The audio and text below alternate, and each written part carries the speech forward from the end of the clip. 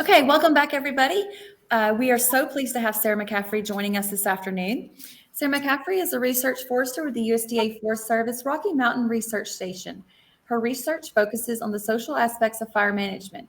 This has included projects examining risk perception, social acceptability, of prescribed fire, homeowner mitigation decisions, agency community interactions, risk communication, and evacuation decision making.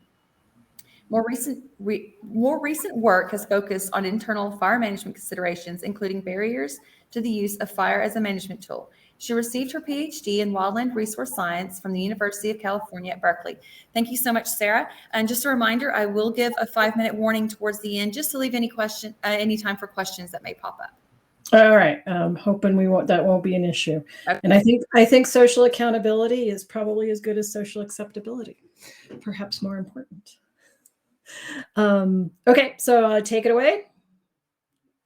So when I was first approached to talk, the request was to talk about what my research said about how to communicate with people about prevention. And my response was, well, my work is more focused on how we communicate with people about mitigation, and that's not exactly the same thing. And that sort of led to a conversation about how maybe that was something useful to talk about, prevention, mitigation, and other things that might shape how Smokey gets seen and heard and interpreted. So this is going to be a little bit more philosophical of a presentation than I normally make, but hopefully it will have some useful ideas in it.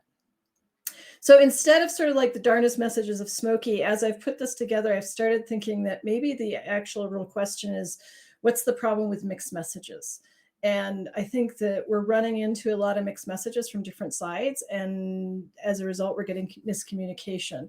I also like to point out to people with this poster that, when people like to blame Smokey, he's pretty benign compared to this earlier version of it. And I think if we wonder about where people got this idea that people might think all fire is bad, I would put it more towards this poster than I would to anything Smokey has ever said. But it's also kind of a mixed message at a certain level when we're trying to also say we need more fire. So at some level. So to go back to sort of like the main darndest message we hear about Smokey that I run into a lot is that Smokey's taught the public to think all fire is bad. I heard this 20 years ago. I actually put it in my dissertation when I first started and then was asked, where's your data? And lo and behold, there was no data. Since then, there's been a lot of data that actually demonstrates the opposite, that actually the public has a pretty good and often quite sophisticated understanding of fire ecology, including the beneficial role of fire.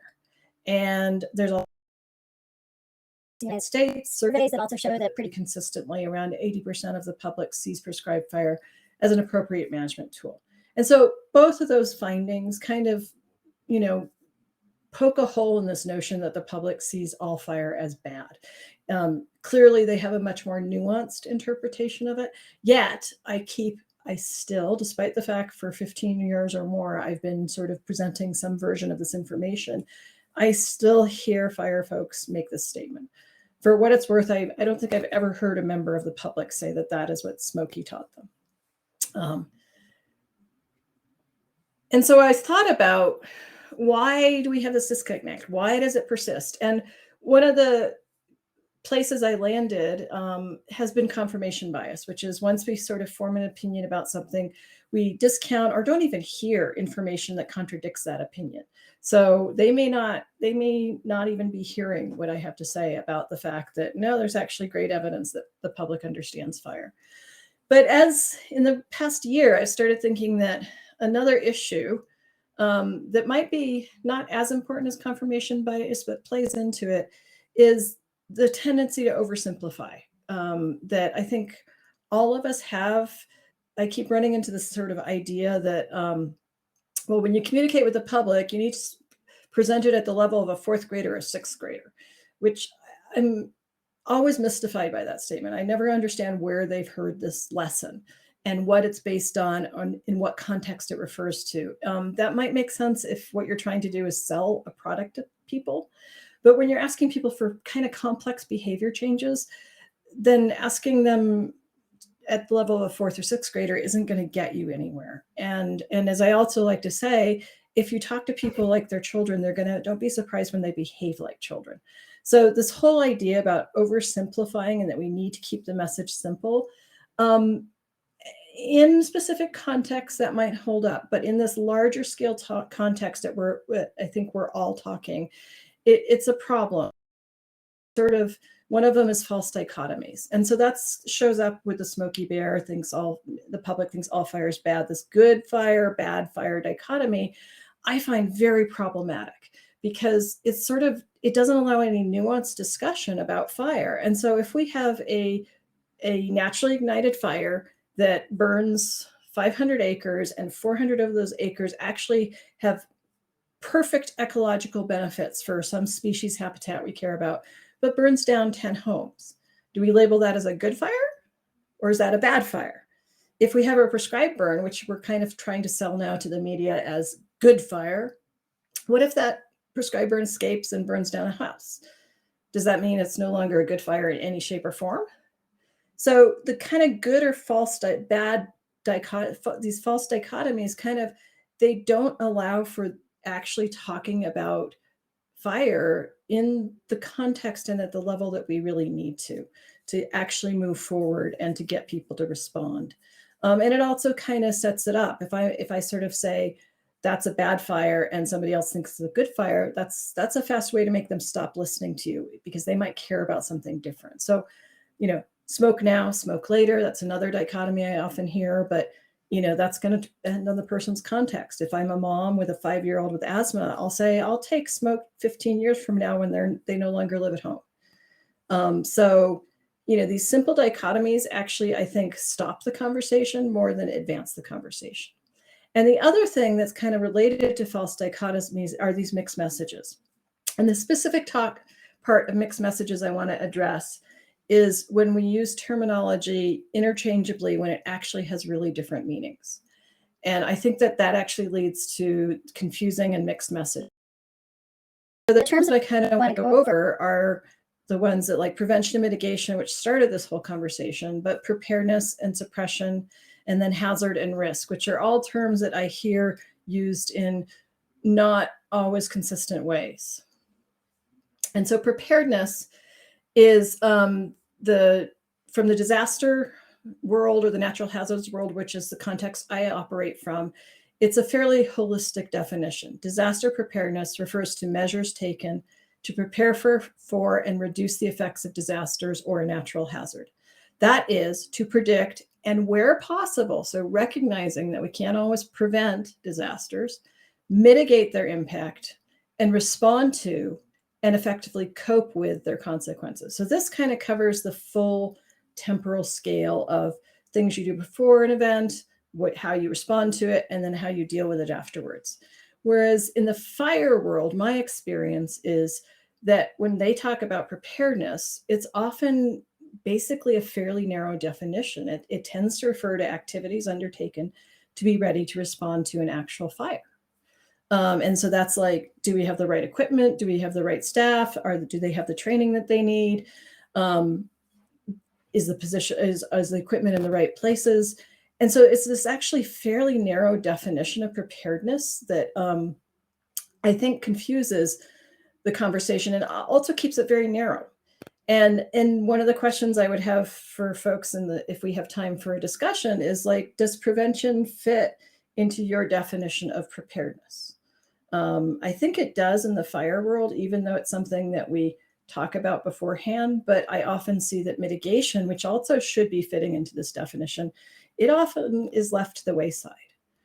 And so to get to this idea of prevention versus mitigation and that they're not the same thing, prevention specifically refers to actions taken to stop an event from happening at all.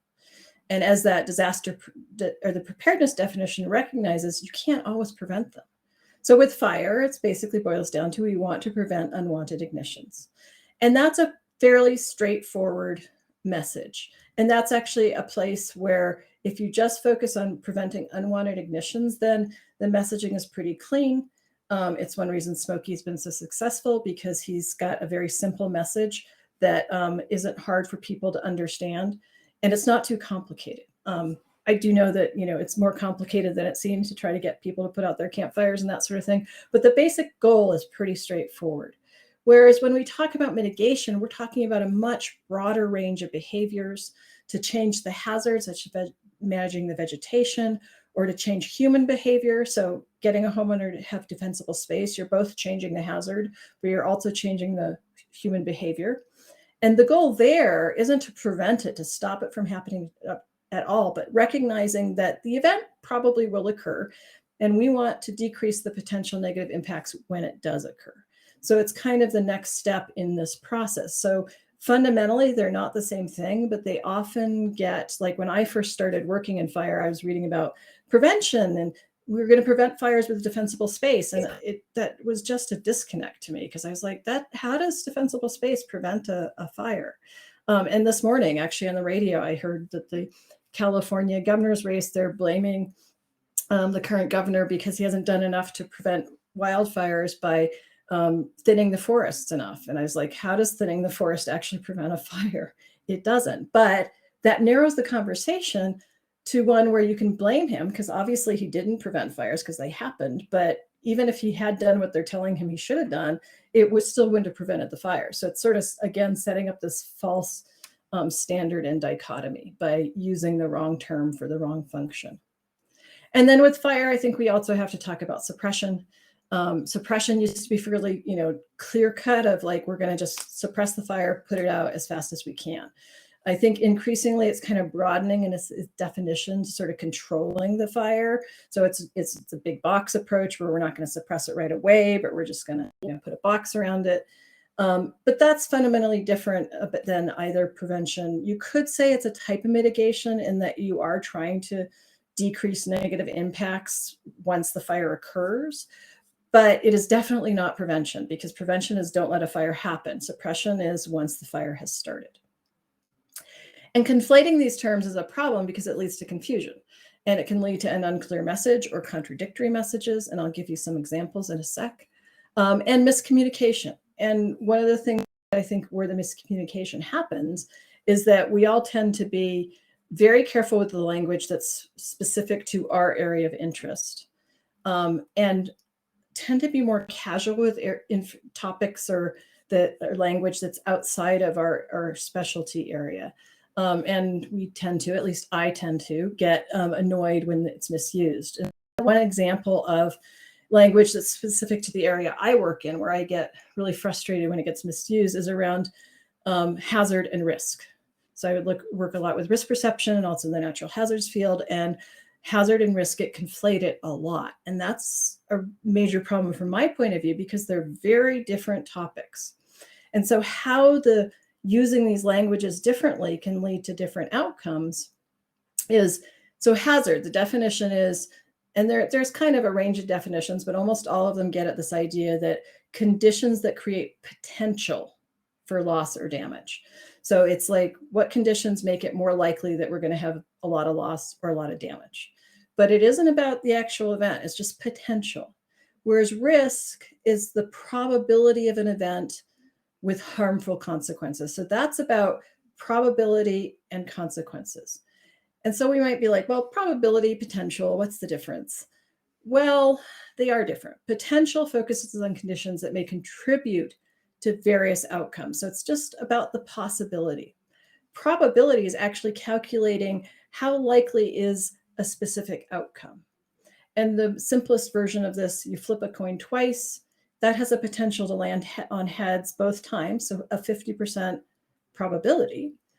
But the actual probability are 50% potential, but the probability of this occurring is only 25%. So it could, half the time it could land on heads, but the actual probability is 25%. So always, as far as I can tell, although I'm not a mathematician, there's probably some formula out there where you can calculate it, but potential is always going to be less than probability, because probability is dependent upon the event actually happening and then the specific outcome you care about. So again, the probability of a fire that has damage to a watershed versus damages a home, which are two different risks, those are going to be different risks.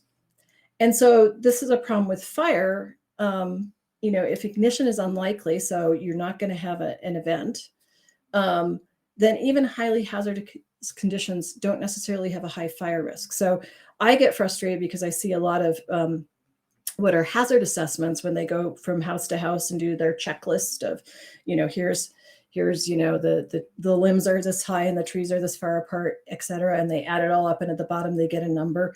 And most of those assessments I see, they're called risk assessments, and they say a risk rating, but they are not risk. They are hazard. They are just about conditions that create potential for loss. And then, so if you have a house that has 100% hazard and you ask the homeowner, what's your risk? They might say, well, it's kind of moderate.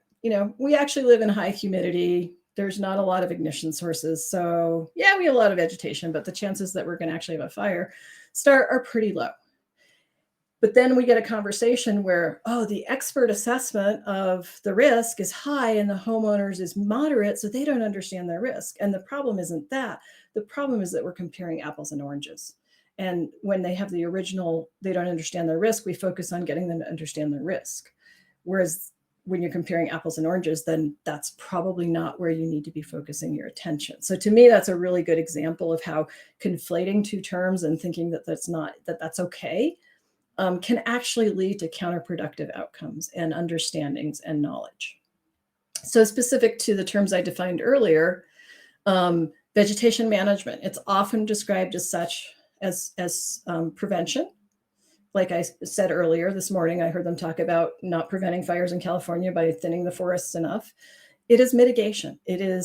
Can't prevent the event, short of cutting down every tree and paving it over with asphalt. But it can reduce the potential negative impact. So it is clearly mitigation, but it's often referred to as prevention. And as I said earlier, referring to it as prevention kind of sets up a false expectation and sense of what success is and can and can't be. Another one I run into a lot is with fire ecologists many of whom are very passionate about we need more fire in the landscape because it has all these ecological needs and roles. And so we need more fire on the land. And this is a quote from some fire ecologists in a recent article where they sort of said, active fire suppression contributes to what is often referred to as the wildland fire paradox. The more we prevent fires in the short term, the worse wildfires become when they return. Now, I'm guessing many of you who are prevention folks see that word, the more we prevent fires, are like, wait a minute, that's not the same thing. Active fire suppression isn't about prevention. They're not the same thing. And the ecologists are basically kind of conflating the two terms. They're really saying active fire suppression contributes. The more we put out every single fire that starts, the worse wildfires become when they return. So, they're really not talking about preventing all fires because in the end, they actually kind of want more fires. And so this is kind of a classic thing where the ecologists aren't using the terms right because it's not their area of expertise. But I'm not going to let the prevention folks off the hook. At the same time that I was seeing that particular article, I had an ecologist send me this tweet that came out saying, "Happy birthday, Smokey. Wildfires are dangerous to people enjoying the outdoors or living in nearby communities." If it had then said, "So please be careful when you're out in the woods," that would have been great. But when it goes on and says, wildfires can also damage plants and animals in their homes. Now, technically that's true because it says can, it doesn't say absolutely will. But as an ecologist reading this, you read this as, but it also has really big benefits to plants and animals and homes, depending on the plant and the animal, right? So by just talking about damage, you're kind of inferring that all fire is bad. So when you see this tweet, you can also see where the fire ecologists kind of get their kind of anti-smoky kind of landing on smoky as the problem conclusion. And so it's kind of, all of these are examples of how it's kind of really important for us to be careful with our language, especially when we're using language that's not in our sort of area of expertise. Misusing terms that can confuse the message rather than clarify. I think I've given you some examples of how it confuses the message. Focus on simplification also kind of leads to confusion more than anything because you were creating these false dichotomies that don't actually allow for discussion. And then kind of the last point is that, what I see in that, like the ecologists and the prevention and the other discussions, is that people with the same goal end up talking at cross purposes. So I kind of think everybody that I've been referring to, the ecologists, the prevention folks, the fire managers, all of them kind of have the same goal, which is we want less fire that damages things people care about. And we want more fire that has ecological benefits and maybe can help reduce the long-term fire risk. But we actually end up getting really frustrated with each other for using, miscommunicating the aspect to ours. So I think that's why it's important to be really careful. And I understand why it happens. I run into a lot of the ecologists who, say we need more fire and then start talking about, and here's why, here's all the ecological reasons why we need more fire. And then here's why it's really a social problem and all these social issues. And many of those ecologists I've gone up and said, that's actually not the dynamic. That's not what social science tells us. And they just continue to go on and make those statements. And because I kind of don't want to end up doing the opposite, if somebody asks me about okay, so there's do you think fires are going to get worse? Are they going to be more ecologically damaging? I will answer, that's not my area of expertise. You really should go talk to somebody who studies fire behavior and fire ecology. I can tell you answers about social stuff. And so that's, I think, just kind of a comment about the language, being careful about, we're careful with the language to our area, but we need to think carefully about language outside our area of expertise. And that's kind of my key philosophical points. I look forward to people's thoughts. If there's other language that people get really frustrated with getting misused, I'd be really interested in hearing about that. I think we have 8 minutes for questions. Yes, thank you so much, Sarah. That was a great presentation. There have not been any questions pop up yet. There's one just comment from Carrie in the chat that just says, "Oh, Sarah, I'm so with you on this topic." And I absolutely 100% agree with Carrie. I mean, that was fabulous. You really hit some good things there. While there's no questions, we do have a poll that we want to put up that kind of goes along with what you were talking about, prevention versus mitigation. So I'm going to go ahead and launch that poll now. Everybody can just take a little bit of time to complete that poll. Hopefully some more people will put some more comments in the chat, some questions, anything like that they're having. So in the chat, while you're filling out the poll, I'm curious, do you folks feel that prevention fits under the rubric of preparedness as the fire world uses it?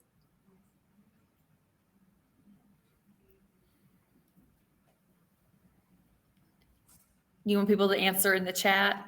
Yeah, sure, in the chat, because I should have probably prepared a poll, but I didn't. So no, that's fine. That's fine.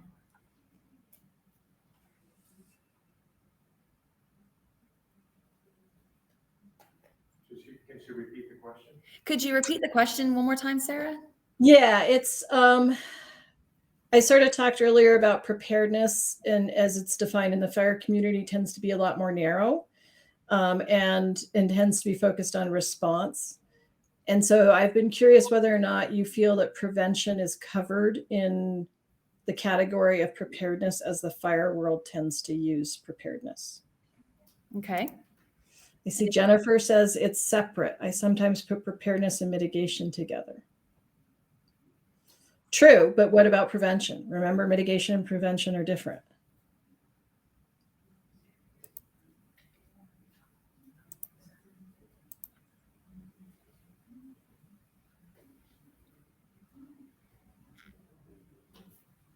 Mostly getting no's. Yes, Kent, I agree. Is prevention used properly in our messaging? I think that's part of what I'm getting at.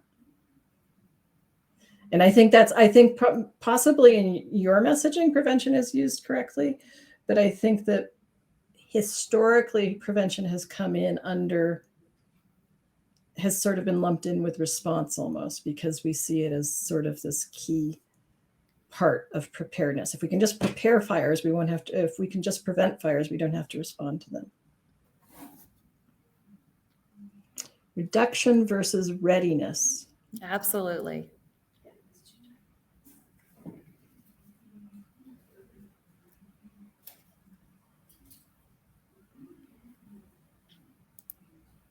Yep, Letty, you've got it. I didn't need to give my talk. You already knew that.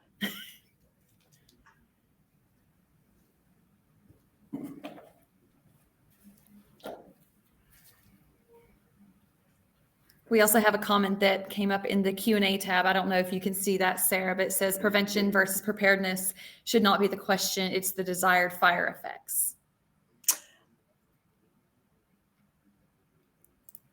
So I just wanted to read that out because I don't know who wants us to see that.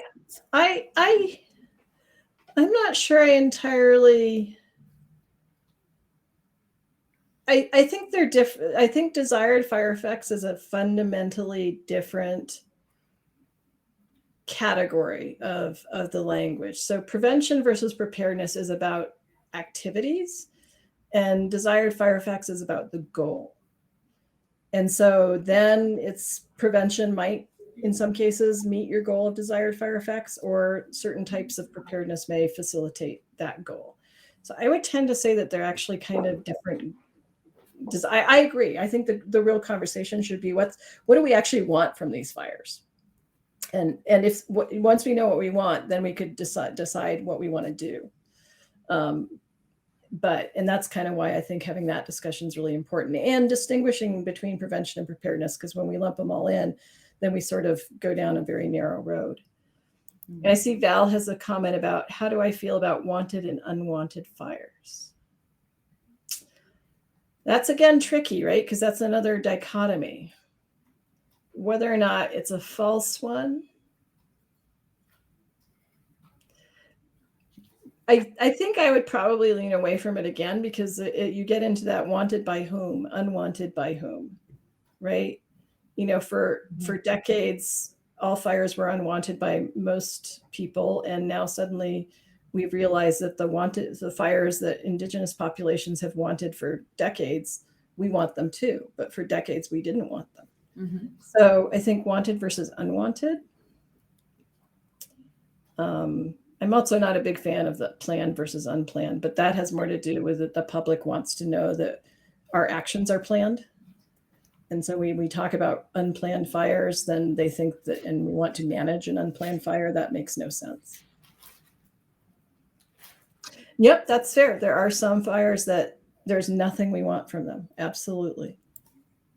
But many, many fires, there are things that we could get from them if we let them do their thing. Yeah. Okay, well, we only had a minute and a half left. That was a fabulous presentation. Thank you so much, Sarah. I really appreciate your time this afternoon. My pleasure. Thank you. Thank you, Kent and Gwen, for working with me on what to talk about. They make a great team for sure. Okay, so for our participants, you can head on over to the next session room. And we'll be hearing from Zach Ellinger. And after Zach's short presentation, his is only scheduled for 15 minutes, but after that is our social hour, and that's going to be with Maureen Brooks. And you do not want to miss what Maureen has in store for you. So just a little teaser. It has to do with the stuff that's lining up here behind me. So thanks, everybody.